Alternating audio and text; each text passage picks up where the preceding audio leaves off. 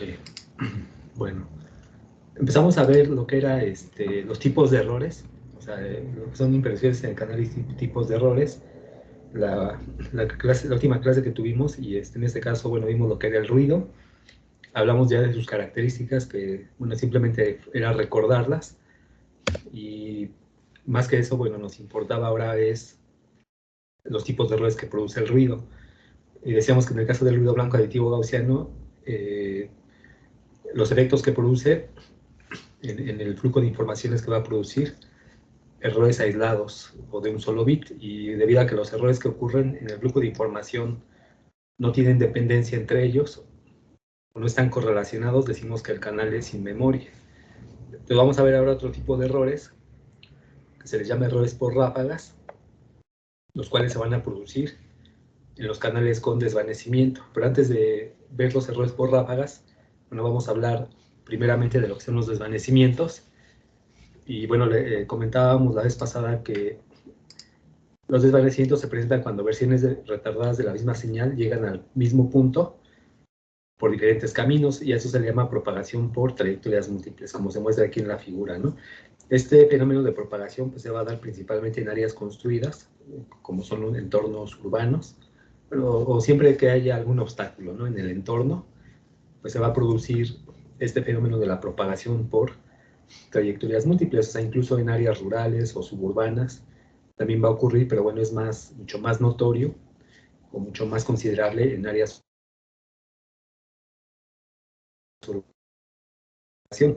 donde pues vemos que aquí tenemos una antena transmisora, aquí tenemos un usuario que va en movimiento. La antena transmisora con el usuario no está directamente en línea de vista debido a los obstáculos que hay o las obstrucciones. Y bueno, ¿y cómo es que llega la señal? Pues por múltiples caminos o múltiples trayectorias. ¿Cómo llega? Pues a través de los fenómenos de la propagación, como es la dispersión, que es cuando una onda choca sobre una superficie rugosa y se descompone en varios rayos. Otro fenómeno que también se puede presentar es la reflexión, cuando incide sobre una superficie suave o lisa, la onda se refleja en su totalidad o en gran parte, ¿no? Y otro fenómeno posible es la difracción, cuando la onda incide sobre la superficie afilada o sobre una parte afilada de un obstáculo, la onda cambia de dirección, y ese cambio de dirección es la difracción. De tal manera que, bueno, la misma señal llega al receptor por múltiples caminos. ¿Y es lo que va a producir? Bueno, eso va a producir un fenómeno que se llama desvanecimiento. ¿Por qué se produce? Bueno, porque las ondas se van a combinar vectorialmente. Al final de cuentas, pues, lo que se está propagando son ondas electromagnéticas, y como ustedes saben, están conformadas por dos campos, campo eléctrico y campo magnético. Y los campos pues, son vectores al final de todo, ¿no? Normalmente pues tomamos como referencia el campo eléctrico, entonces aquí vamos a hacer referencia a lo que serían las componentes del campo eléctrico, y lo que nos dice, o lo que ocurre aquí con este fenómeno, es que las ondas se van a combinar, como dice, vectorialmente en la antena receptora de manera constructiva o de manera destructiva. ¿De qué va a depender? De las fases relativas entre las diferentes componentes, y esto va a producir que la señal sea intensa o débil por instantes. Entonces lo que quiere decir esto es lo siguiente.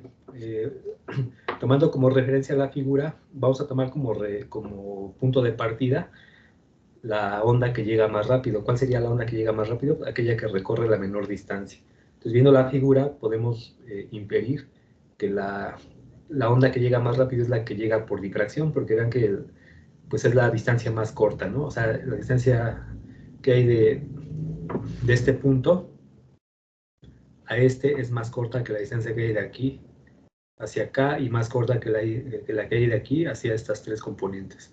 Entonces vamos a considerar que la onda que llega más rápido es la de la difracción, y esa es la que tomamos como referencia.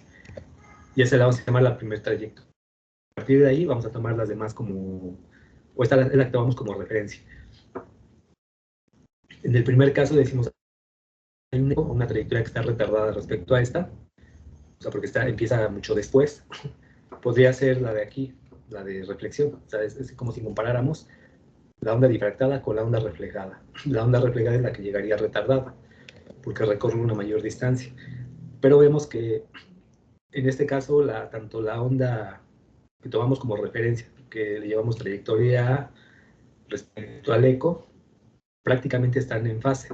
¿Por qué? Porque cuando hay un mínimo, aquí también hay un mínimo, y cuando hay un máximo aquí, también hay un máximo aquí. De tal manera que ahí, como están en fase o tienen la misma fase, aunque una está retardada respecto a la otra, se van a sumar de manera constructiva, como sería este caso. Las dos están con la misma fase o alineadas en fase, y nos van a producir una resultante de mayor intensidad, y ese punto lo mapeamos a un valor resultante.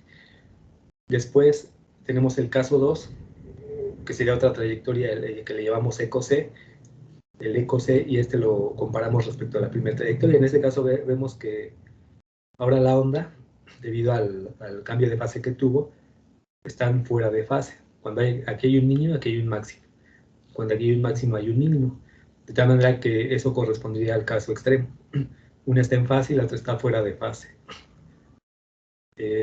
Y eso nos va a producir una suma destructiva, o una combinación destructiva, ¿verdad? Y esa resultante pues va a tender a cancelarse, y lo trasladamos aquí a un punto mínimo. Pero conforme este se va moviendo, o sea, conforme este se va desplazando, este usuario,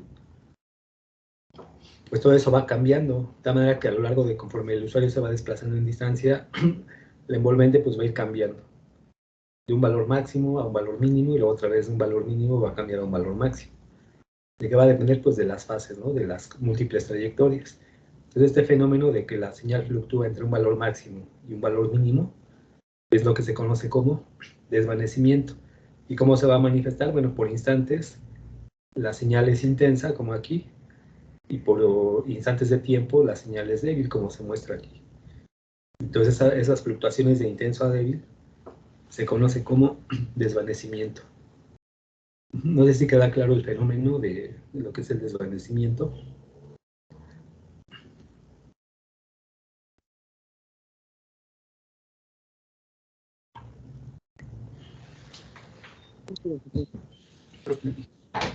Sí. Bueno, voy a pasar a la siguiente.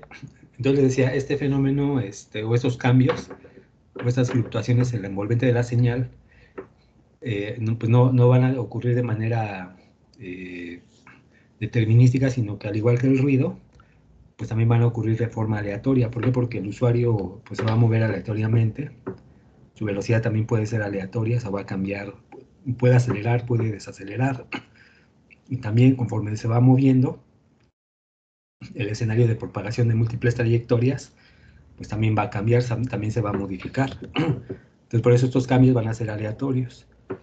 Y, bueno, y estadísticamente se ha observado que cuando tenemos el caso de propagación sin línea de vista, la envolvente donde se manifiesta el desvanecimiento tiene una distribución de tipo Rayleigh.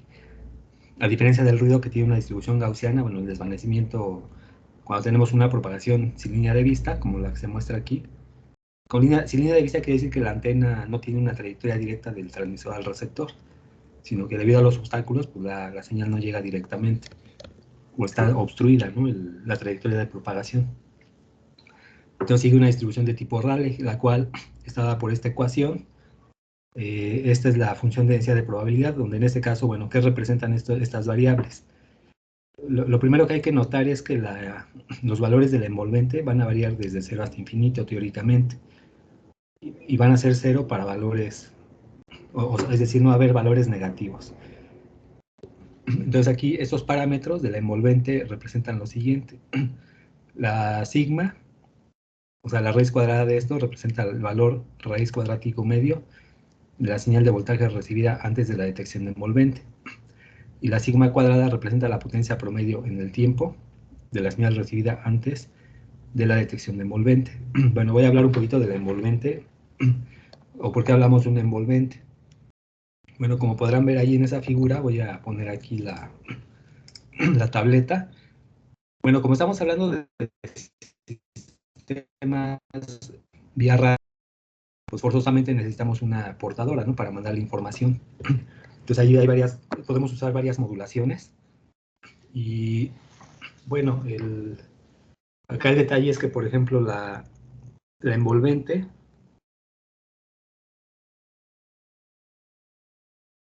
es como su nombre le indica, es aquella que envuelve a la portadora. Normalmente la portadora es una señal de tipo sinusoidal y es una señal de alta frecuencia.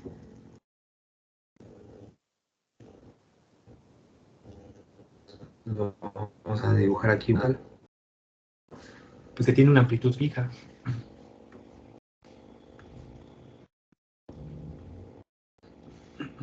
Entonces tiene la misma amplitud, pero cuando ya vamos a suponer que esa es la que se está transmitiendo, una onda portadora de amplitud fija, pero ya cuando experimenta el fenómeno de las múltiples trayectorias, la amplitud ya no va a ser fija, sino que esta va a tender a cambiar. Tú vas a dibujar ahora una envolvente, bueno, una portadora que tiene un envolvente, pero además la envolvente va a experimentar no sé, algún cambio, ¿no? Como el que se muestra ahí.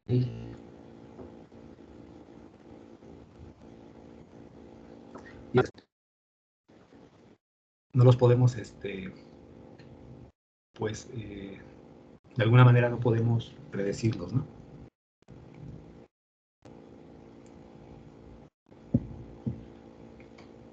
Entonces vamos aquí a dibujar la...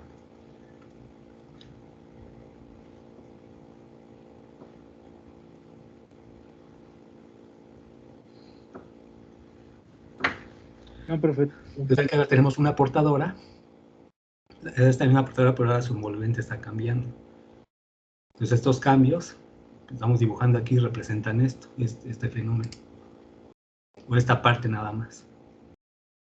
O sea, de la figura que les puse, estos cambios que aquí se ven, se manifiestan de esta manera en la envolvente de la portadora.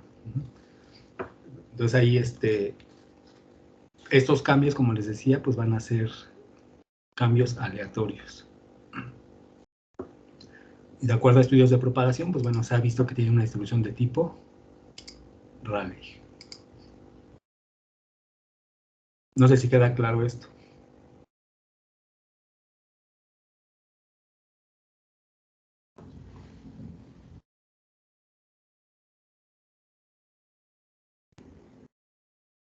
Sí, profe, todo bien.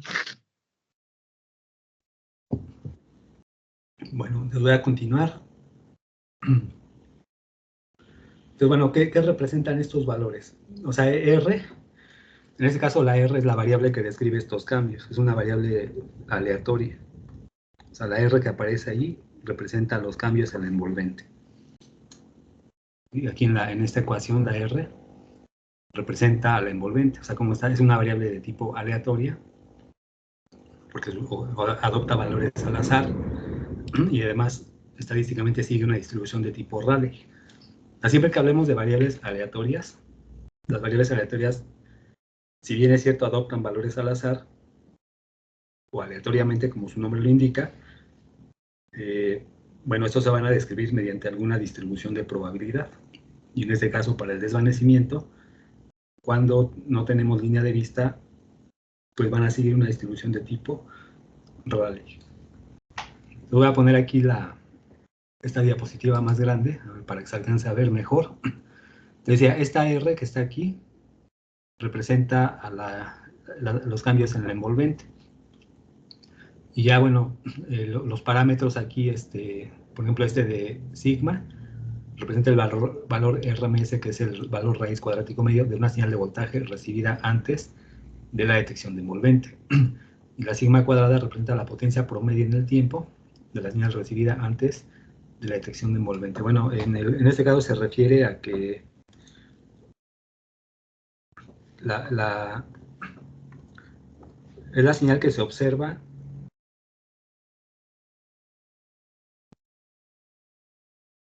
antes de la detección de envolvente. Va a decir a la antena receptora.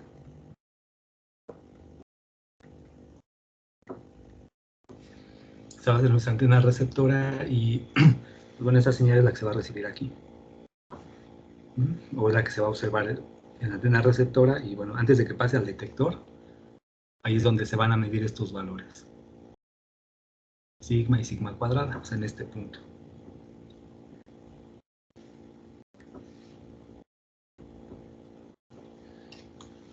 Uno representa el valor raíz cuadrático medio y el otro es la potencia promedio en el tiempo.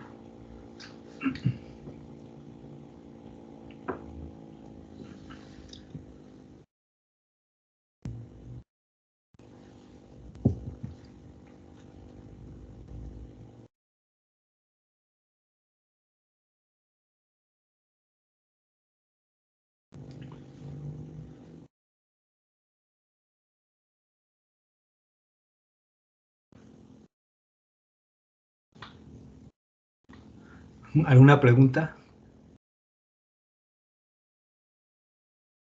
Esto, bueno, ustedes dirán, ¿y esto dónde se aplica? Se aplica mucho en lo que son las comunicaciones móviles. A todo lo que son comunicaciones móviles, como lo es la telefonía celular, o cualquier sistema que sea móvil, satélites, también puede haber satélites móviles, pero tiene pues mayor aplicación en lo que es la telefonía celular. Esto del desvanecimiento de Rayleigh. Más bien ahí se presenta, y ahí los sistemas están diseñados para combatir este efecto o este fenómeno.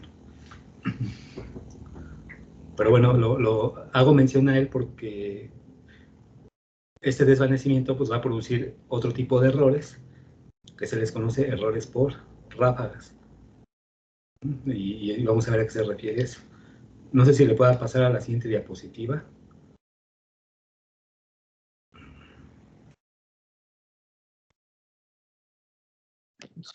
Sí, profe, adelante. Ok, voy a poner entonces la diapositiva en grande.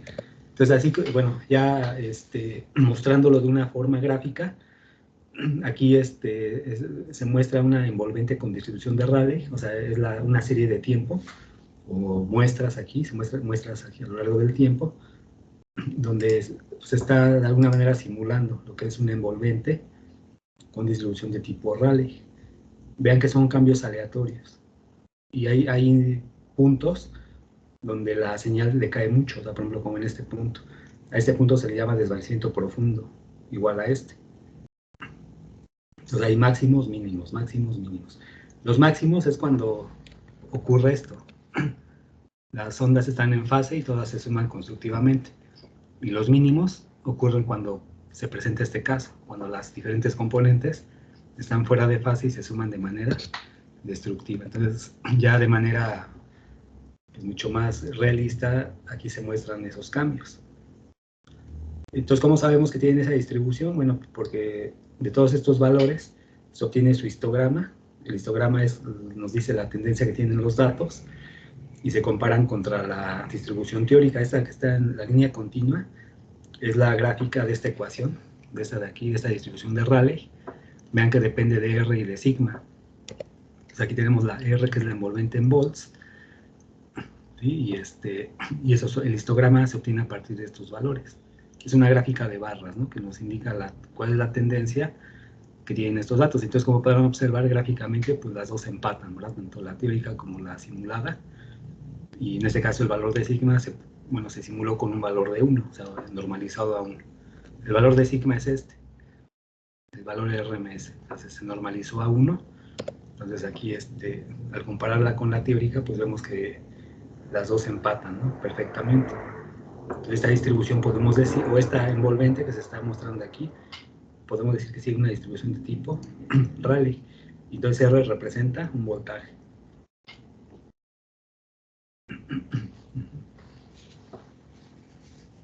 Entonces así es como se ve.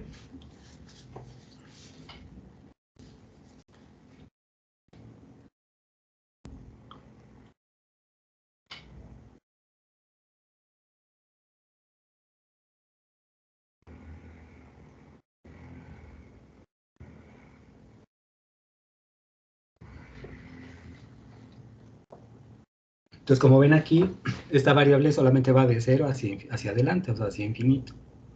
Y de acuerdo a lo que nos dice esta ecuación, ¿no? Que vale, o es igual a esto de 0 a infinito, y vale 0 cuando R es menor que 0.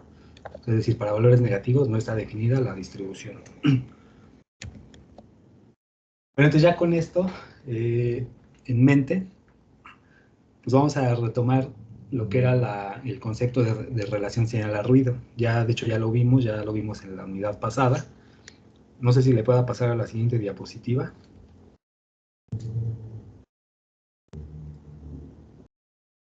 Sí, profe, adelante. Bueno, como ya hemos visto, debido a que el envolvente de la señal experimenta desvanecimientos de Rayleigh, es importante definir la relación señal a ruido instantánea, la cual llamamos gamma subíndice I, y la relación señal a ruido promedio.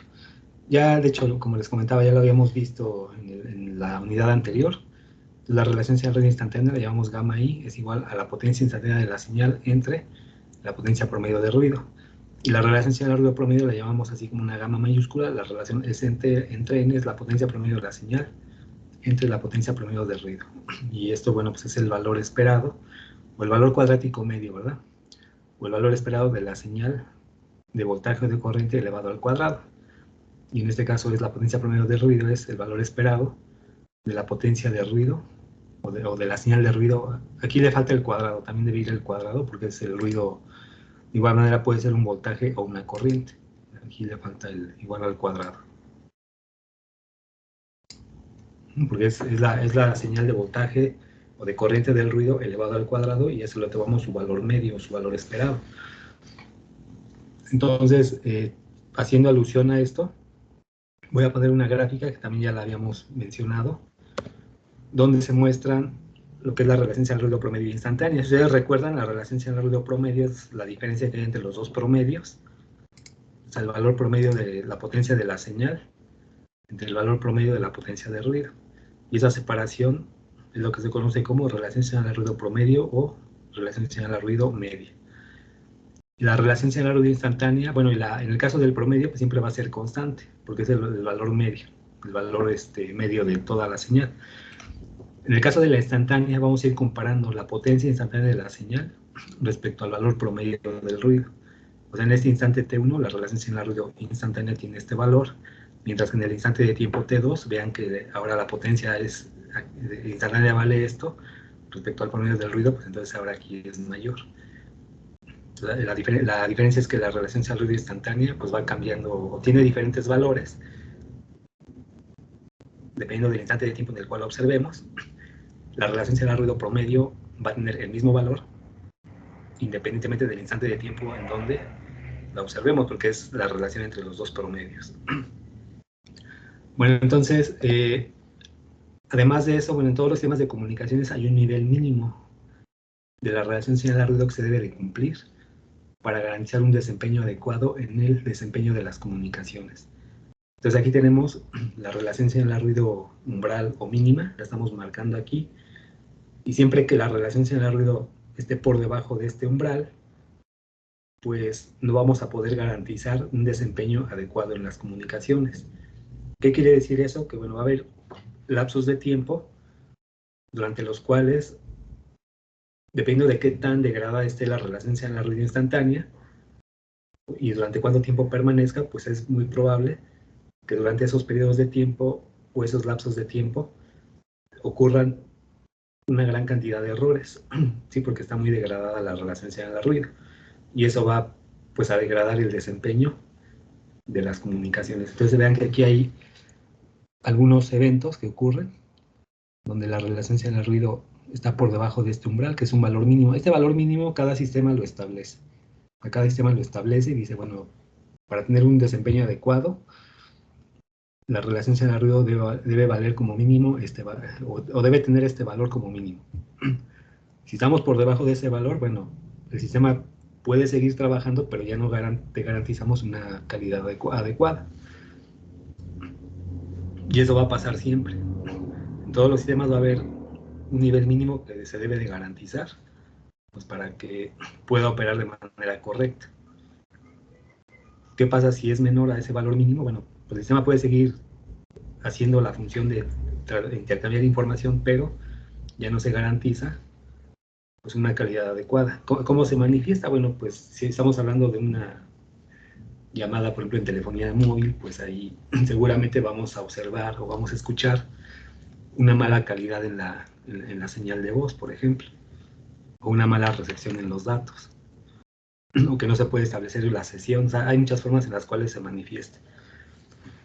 Entonces, durante esos periodos de tiempo, cuando la relación señal-ruido está por debajo del valor mínimo o del umbral, es muy probable que se presenten errores por ráfagas. Pues vamos a hablar ahora de lo que son los errores por ráfagas. Entonces, como dice la diapositiva, los canales con desvanecimiento es común que se presenten ráfagas de errores cuando la relación señal-ruido instantánea está por debajo de un valor umbral para una tasa de error dada durante ciertos periodos de tiempo. Y eso se le llama desvanecimientos profundos. Bueno, ¿qué es una ráfaga de errores? Como dice la definición aquí en la diapositiva, dice, esta va a comenzar y va a terminar con un bit erróneo, aunque los bits intermedios puedan o no estar alterados. Siempre y cuando, después de la ráfaga, tengamos al menos el mismo número de bits libres de error, iguales al tamaño de la ráfaga. Bueno, vamos a explicar esto de una manera gráfica, porque a lo mejor con palabras pues, no se alcanza a entender del todo. Vamos a suponer que aquí tenemos esta secuencia transmitida, es una secuencia de bits aleatoria, y después de aquí tenemos una secuencia de bits recibida. Entonces, de acuerdo a la definición, aquí vean que estoy marcando estos bits en rojo, porque estos 4 bits representan una ráfaga de errores.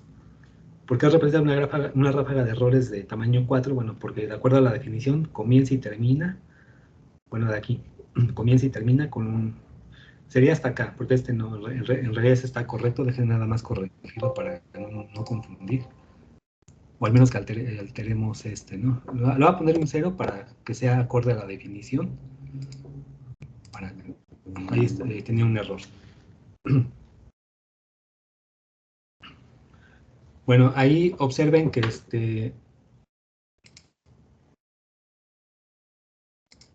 de acuerdo a la definición, dice, una ráfaga de errores comienza y termina con un bit erróneo. Vean que aquí, se transmitió como un 1 y aquí se detectó como un 0, entonces aquí marcamos un error. Lo voy a marcar aquí, con la pluma.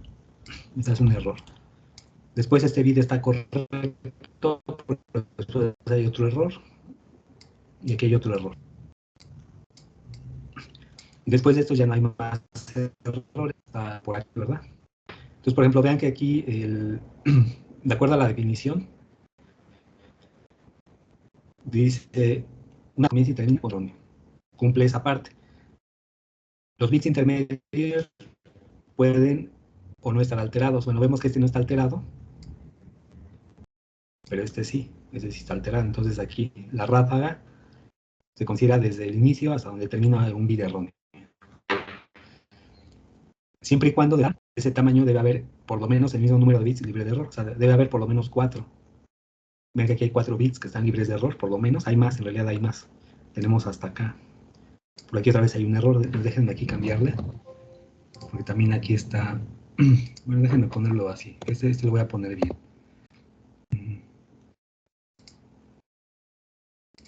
Ahí tenía otro error. Bueno, vean que en realidad hay varios bits libres de error que llegamos hasta acá, ¿verdad? O sea, por lo menos debe haber 4 después de esta ráfaga. Si la ráfaga es de tamaño 4, como dice aquí, después de ella debe haber al menos 4 bits libres de error. Vemos que en este caso hay más de 4, por lo cual también cumple. Entonces aquí tenemos una ráfaga de tamaño 4. Y después otra vez vuelve a ocurrir otra ráfaga. Vean que aquí otra vez hay un bit alterado. Ese está correcto, ese está alterado. Ese también está alterado. Y ese también está alterado. Entonces otra vez comienza y termina con un bit erróneo. Los bits intermedios pueden o no estar alterados, solo hay un bit alterado y los demás están bien. ¿Y por qué es de tamaño 5? Porque después de ella tenemos por lo menos 5 bits libres de error. Aquí sí tenemos exactamente los 5 bits libres de error. Entonces ahí tenemos dos ráfagas, una de tamaño 4, luego una de tamaño 5.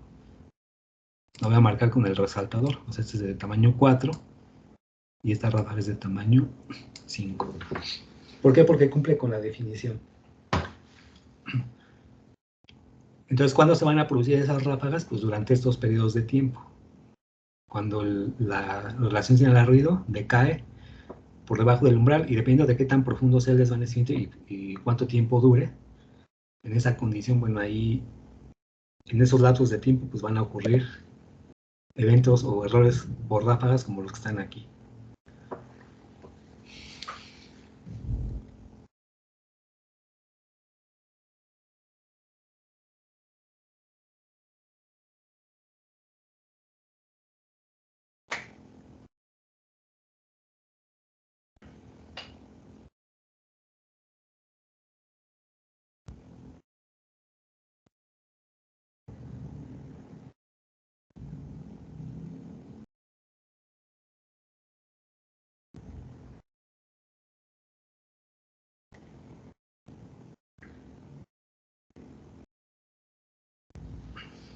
¿Alguna pregunta? ¿Sí queda claro?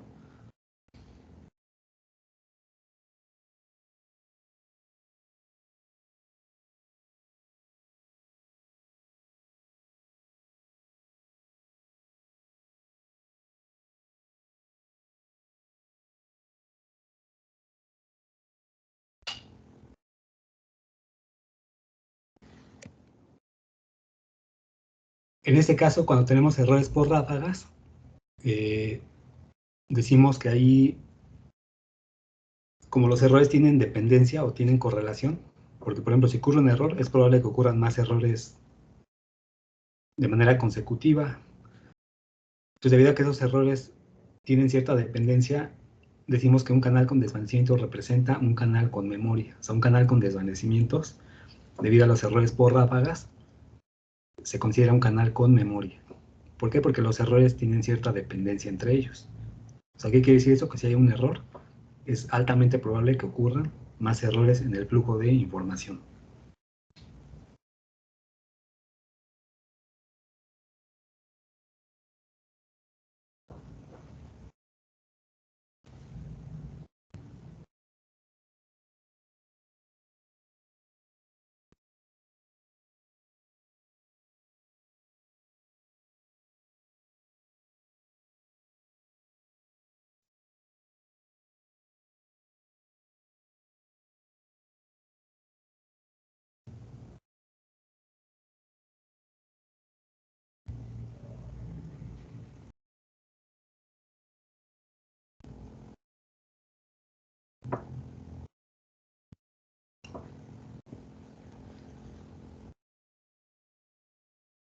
¿Preguntas?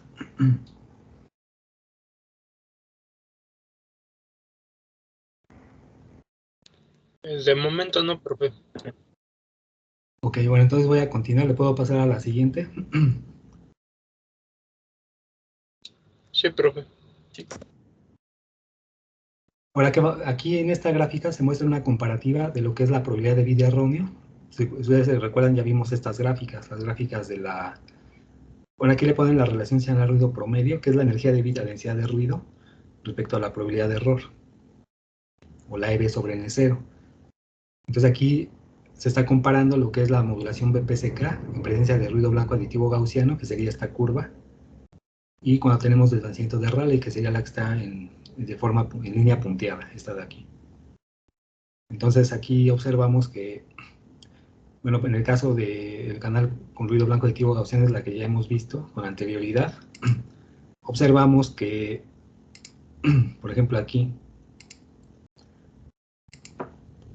si nosotros eligiéramos una EBNN0 de 10, por ejemplo 10 decibeles, como aquí lo voy a marcar así con línea punteada, aproximadamente, pues la probabilidad de bit erróneo más o menos es de 10 a la menos 5, aproximadamente, digo más o menos ahí aproximando, ¿no?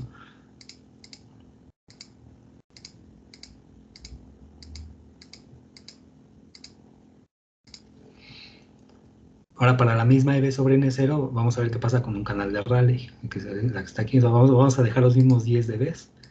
Voy aquí más o menos a trazar aquí una línea vertical hasta cruzar con la curva. Entonces vean que la probabilidad de error es un valor muy cercano a cuánto.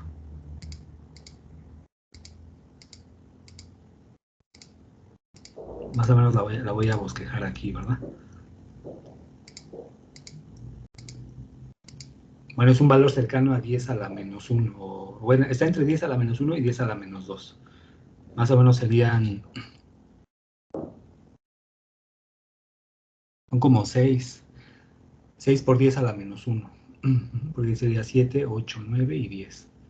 Como 5, más o menos 5 por 10 a la menos 1, ¿no? Más o menos este valor. Incluso más arriba, ¿no? Porque aquí se me fue un poco más abajo, pero bueno, vemos que está entre 10 a la menos 1 y 10 a la menos 2. De tal manera que vemos que para la misma EB sobre N0, la probabilidad de error cuando es un canal con ruido blanco aditivo gaussiano tiene este valor, mientras que para un canal de Rayleigh aumenta de manera considerable. De hecho, cambia por varios órdenes de magnitud. O sea, de 10 a la menos 5 aproximadamente cambió hasta entre 10 a la menos 1 y 10 a la menos 2. más o menos es 5 por 10 a la menos 2. Voy a poner así, 5 exponente a la menos 2. Aproximadamente, ¿no? Para 10 dB. Acá es 1 por 10 a la menos 6 y aquí pasó a 5 por 10 a la menos 2. Entonces vemos que ahí cambia de manera considerable y eso se debe a qué? Pues a las ráfagas, ¿no? De errores. O sea, en un canal de Rayleigh se presenta, los errores son mucho más considerables respecto a un canal con ruido blanco, aditivo gaussiano.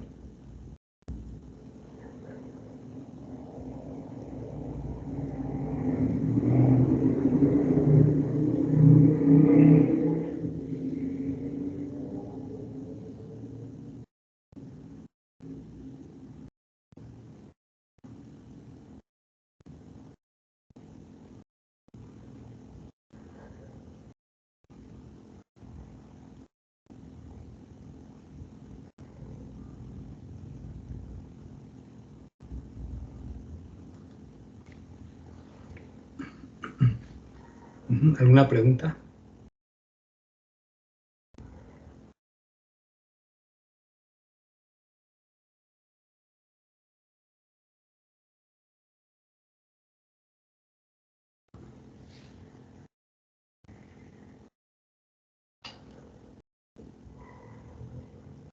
No, profe, todo bien.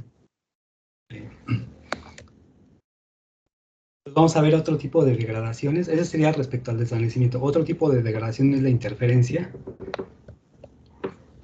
Sobre todo lo que es la interferencia intencional. Hay dos tipos de interferencia, aquella que es intencional y la no intencional.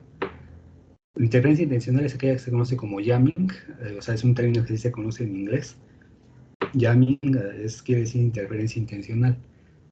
Y esta es cuando se transmite a una potencia tal que interfiere la banda de frecuencias de la señal, lo cual degrada la calidad en las comunicaciones, como se muestra en la figura.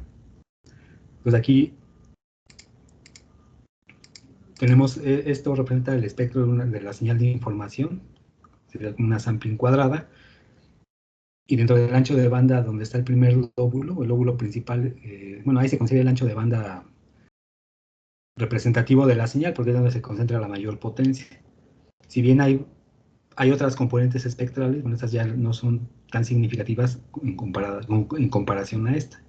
Normalmente el 90% de la potencia se concentra aquí, en el primer lóbulo, o en el lóbulo principal. De tal manera que para fines prácticos, pues se considera el ancho de banda de nulo a nulo, ¿no? De aquí para acá, en el lóbulo principal. Entonces W representa el ancho de banda de la señal de información o de interés. Y este rectángulo así que está sombreado, representa la densidad espectral de la potencia interferente, la cual se llama J0, que es igual a la potencia de interferencia dividida entre el ancho de banda W. De tal manera que cuando esta tiene un cierto nivel, o cuando tiene un nivel suficiente, pues va a interferir o va a bloquear lo que son las comunicaciones.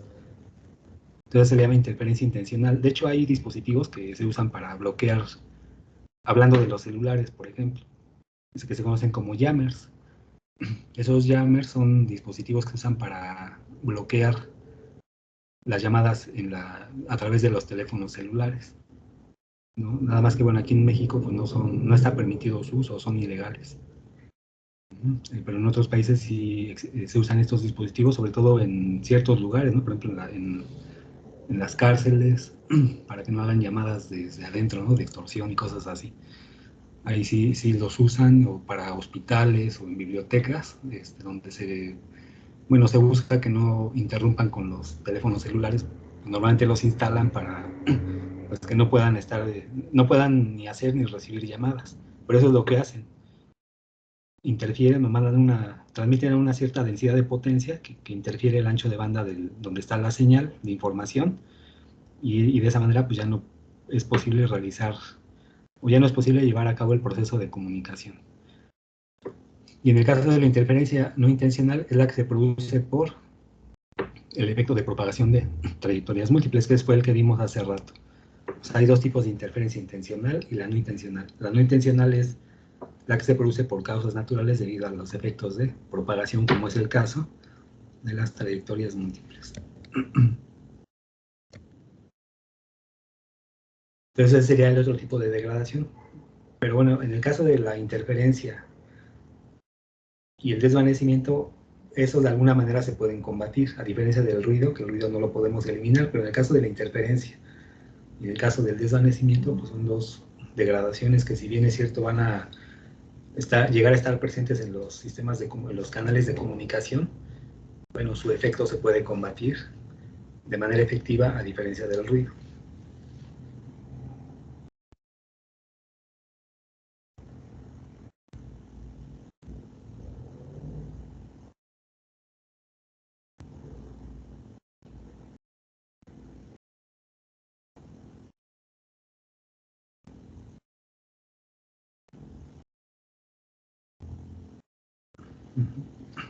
¿Alguna pregunta?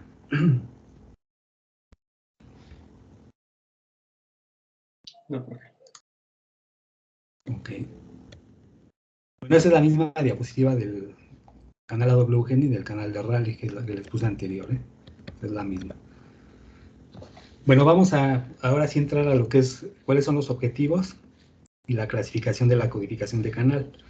Bueno, básicamente la codificación de canal, que es el tema que estamos, o al que estamos entrando, tiene dos objetivos principales. El primer objetivo es reducir la probabilidad de bit erróneo, o la PB, la llamamos así, dejando fija la EB sobre N0. El otro objetivo es reducir el valor de la EB en N0, dejando fija la probabilidad de error. O sea, son dos objetivos que vamos a cumplir, no al mismo tiempo, sino ya sea uno o el otro. O sea, en el primer caso vamos a reducir la probabilidad de bit erróneo, dejando fija la EB entre N0. Eso es cuando queremos alta confiabilidad en las comunicaciones, o sea, tener la menor cantidad de errores, ¿no? O alta calidad en las comunicaciones, porque finalmente la probabilidad de error impacta pues tanto en la confiabilidad como en la calidad. El otro objetivo es, bueno, vamos a dejar fija la probabilidad de bit erróneo, vamos a establecer un valor y ese no lo vamos a mover, pero vamos a reducir la energía de bit a densidad de ruido. Eso es de interés cuando buscamos hacer un uso eficiente de la potencia de transmisión, o sea, para los sistemas que son limitados por potencia. Obviamente esto conlleva un costo o un precio. ¿Y cuál va a ser ese precio? Pues a cambio de mayor ancho de banda y o complejidad en la decodificación. O sea, es decir, entre más, entre más quiera yo reducir la probabilidad de error, voy a requerir un código mucho más robusto, y para tener un código mucho más robusto voy a requerir mayor redundancia, y eso me va a demandar un mayor ancho de banda para transmitir la información codificada.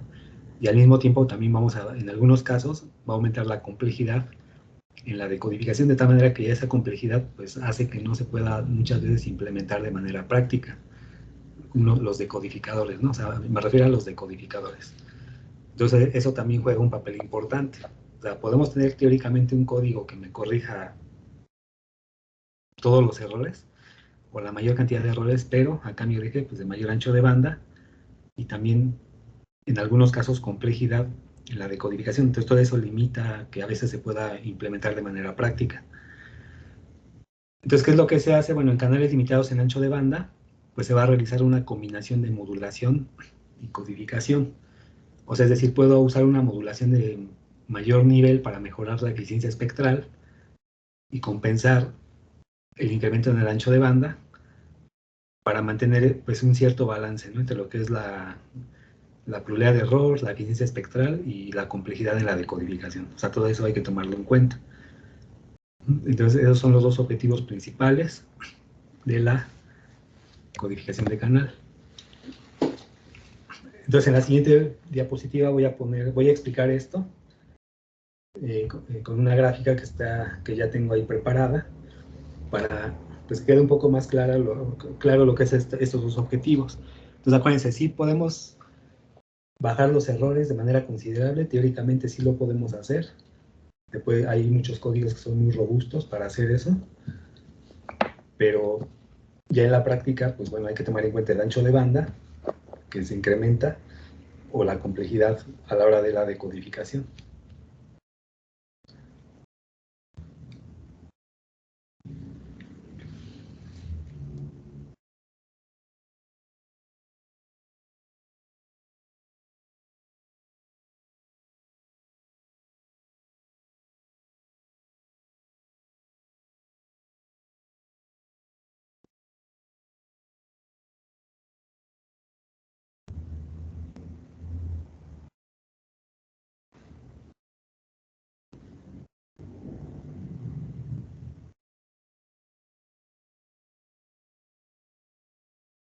¿Me puedo pasar a la siguiente?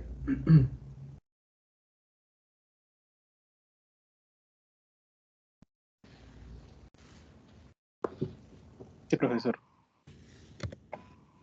Bueno, aquí en esta gráfica se muestra lo que es la modulación BPCK, el ruido blanco aditivo gaussiano. Bueno, una curva representa la modulación junto con la codificación y la otra es sin codificación. Por ejemplo, esta que está aquí en línea punteada es el caso sin codificación y esa que está en línea continua, la que está aquí, representa el caso codificado.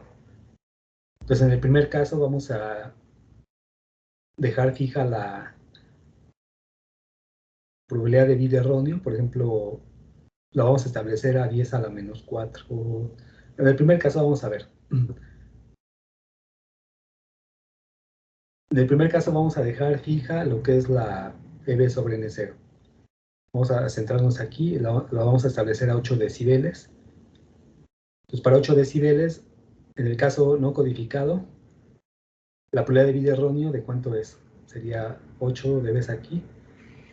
Y sin codificación, pues más o menos nos da un valor cercano a 10 a la menos 4. Aquí la tenemos, 10 a la menos 4. Ese sería el sin codificación. Para la misma EB sobre N0, pero el caso codificado, que es esta curva, vamos a dejar aquí los 8 dBs y donde se cruza con esta, más o menos me da 10 a la menos 8. Entonces observamos que pasó de un valor cercano a 10 a la menos 4, la probabilidad de bit erróneo se redujo a un valor de 10 a la menos 8, más aproximadamente, ¿no? Aquí un error por cada 10.000 más o menos, pasó a un error por cada cuánto. ¿Cuánto es 10 a la 8? 10 a la menos 8 sería 1 entre 10 a la 8, sería 100 millones, ¿no? 10 a la menos 8, o sea, si lo sacamos en inverso, 1 entre 10 a la 8 sería, 10 a la 8 son 100 millones, ¿no? Entonces pasamos de una probabilidad de 1 por cada, de aproximadamente 1 por 10 a la menos 4, o de 1 por cada 10.000, a 1 por cada 10 a la 8, que serían 10 a la 2 por 10 a la menos 6, serían 10 a la 2, 100 millones. O sea, del caso codificado, nos da una tasa de error de 10 a la menos 8 y el caso no codificado, 10 a la menos 4. Entonces ahí reducimos la probabilidad de bit erróneo, que sería este caso. En el segundo caso, bueno, vamos a ver que ahora dejamos fija la probabilidad de bit erróneo a 10 a la menos 4. Más o menos aquí, ahora vamos a dejar fijo este valor. En el caso no codificado, que sería esta curva, vean que requerimos para tener esta tasa de error de 10 a la menos 4, necesitamos más o menos 8.4 dBs de B en N0. Y para el caso codificado, para tener la misma tasa de error de 10 a la menos 4, tenemos una EB sobre N0 de ¿cuánto? De 5. Entonces hubo una reducción de 8.4 a 5 dBs para la misma probabilidad de error. Entonces ese sería el segundo objetivo, ¿no? El primer objetivo, reducimos la tasa de error de más o menos 10 a la menos 4 a 10 a la menos 8. En el segundo caso, dejamos fija la tasa de error en 10 a la menos 4 y reducimos la EB sobre N0 de un valor de 8.4, que más o menos está aquí, a un valor de 5. O sea, hubo una reducción de 3.4 dBs aproximadamente. Ese es un caso particular, digo, no... Aquí ahorita no estoy diciendo qué técnica de codificación, pero normalmente eso es lo que va a ocurrir, ¿no? En algunos... Pues la forma en la cual se puede ilustrar esto, ¿no? En realidad esta gráfica representa la modulación BPCK, el ruido blanco aditivo gaussiano, con codificación y sin codificación. Ahí se usó un codificador convolucional. Pues ahorita nada más menciono eso, después vamos a ver qué son los códigos convolucionales, pero el cómo serán estas gráficas pues va a depender de la modulación, del canal si tiene ruido o desvanecimiento o interferencia, y también va a depender del tipo de codificación que estemos usando. De aquí puse este caso como ejemplo nada más para ilustrar los objetivos de la codificación de canal. No sé si quede claro, tengan alguna pregunta.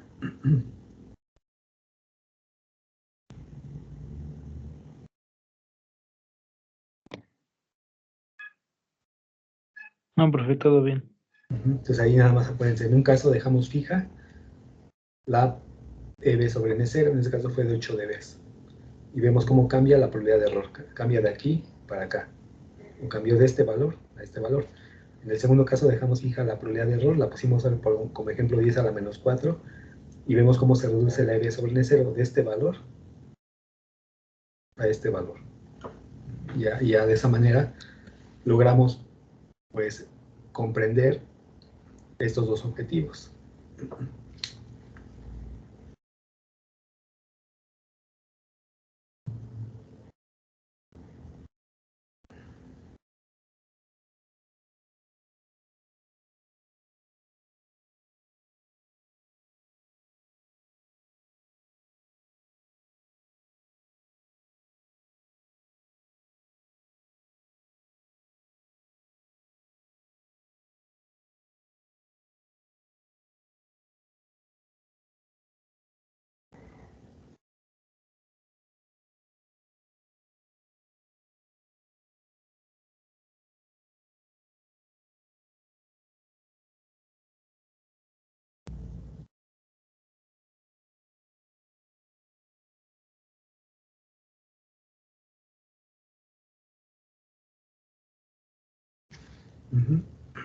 Bueno, vamos a ver. De poner aquí otra, tengo otra. Esta de aquí. Bueno, esta parte de aquí es lo que se refiere a la clasificación de la codificación de canal. Voy a poner ahora esta. Vamos a entrar a lo que es la clasificación de la codificación de canal. En la anterior vimos los objetivos, ahora vamos a ver cómo se clasifica la codificación de canal. Bueno, de forma general, la codificación de canal se divide en dos áreas de estudio. La primera se conoce como codificación mediante formas de onda, como dice aquí la diapositiva. Y la segunda forma es aquella que se conoce como codificación mediante secuencias estructuradas. Entonces, en el primer caso, en la codificación mediante formas de onda, las señales se transforman en otras señales que hacen al proceso de la detección menos susceptible a los errores. O sea, en el primer caso vamos a cambiar o vamos a diseñar señales que sean menos susceptibles a los errores por el canal, a los errores del canal.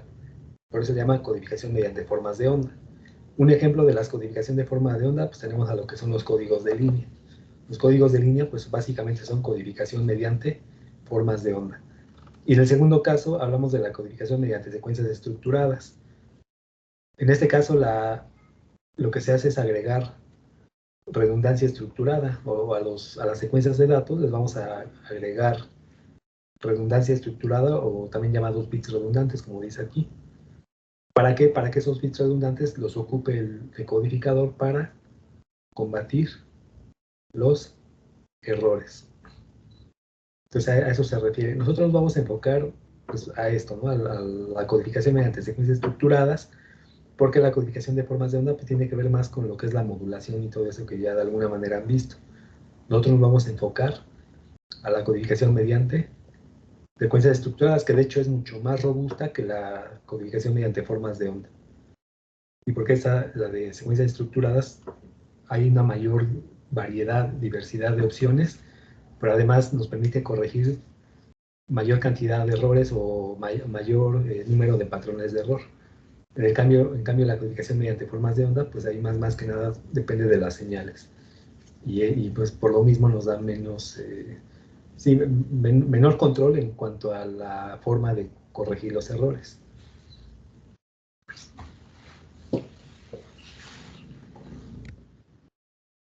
Entonces voy a pasar a la siguiente diapositiva. No sé si tengan alguna pregunta de esto.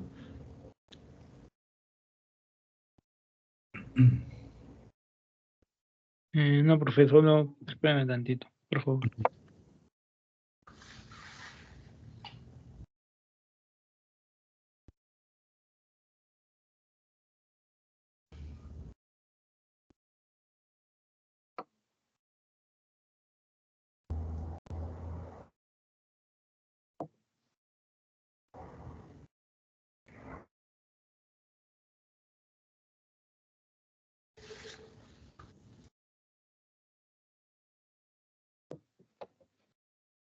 Listo, profe. Gracias.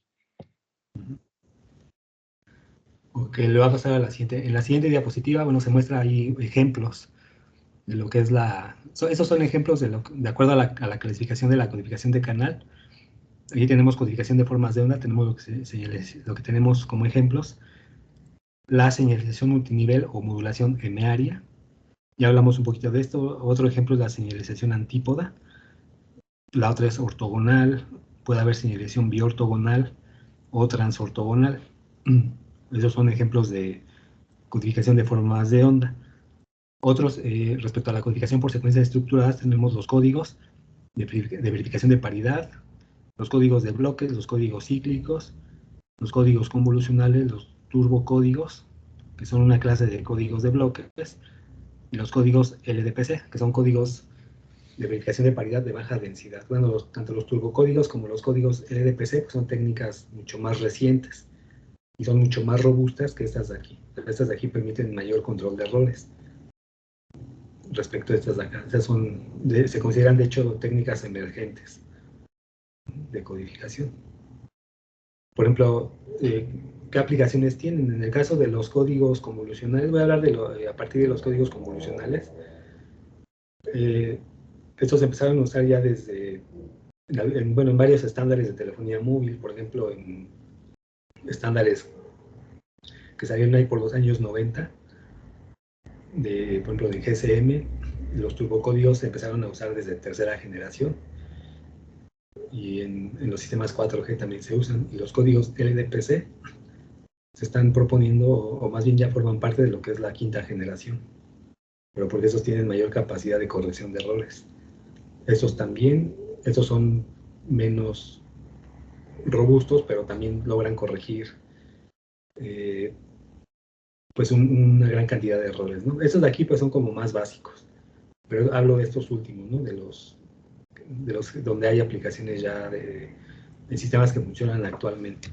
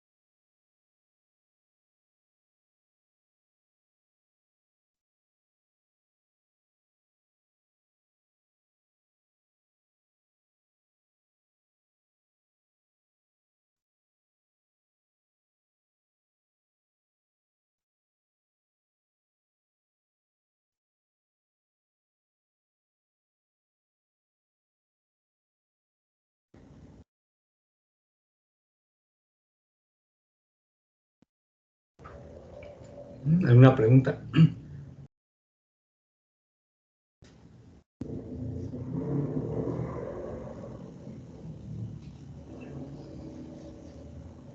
Les decía, nosotros nos vamos a enfocar en esto, ¿no? En lo que son secuencias estructuradas, esta forma de codificación. Esto de alguna forma pues, tiene que ver con cosas de modulación, códigos de línea.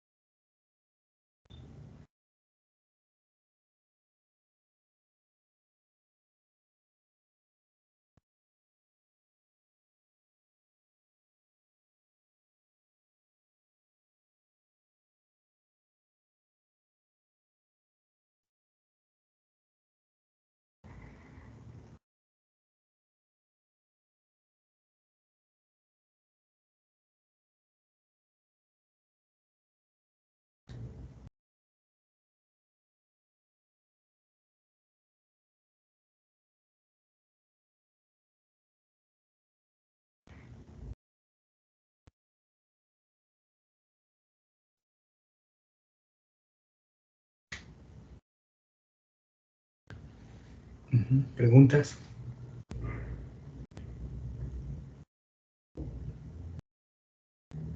No, profe, todo bien. Bueno, vamos a terminar aquí. Mañana o la próxima, sí, mañana nos toca la próxima clase. Vamos a empezar a ver lo que es la codificación por secuencias estructuradas. Vamos a ir viendo, estos son diferentes casos, y obviamente cada método de codificación pues tiene sus particularidades, ¿no? Entonces iremos viendo el análisis de estos códigos para ver cómo codifican la información, cómo hacen el control de los errores y cómo se evalúa su rendimiento. Entonces, si no hay preguntas, sería todo por...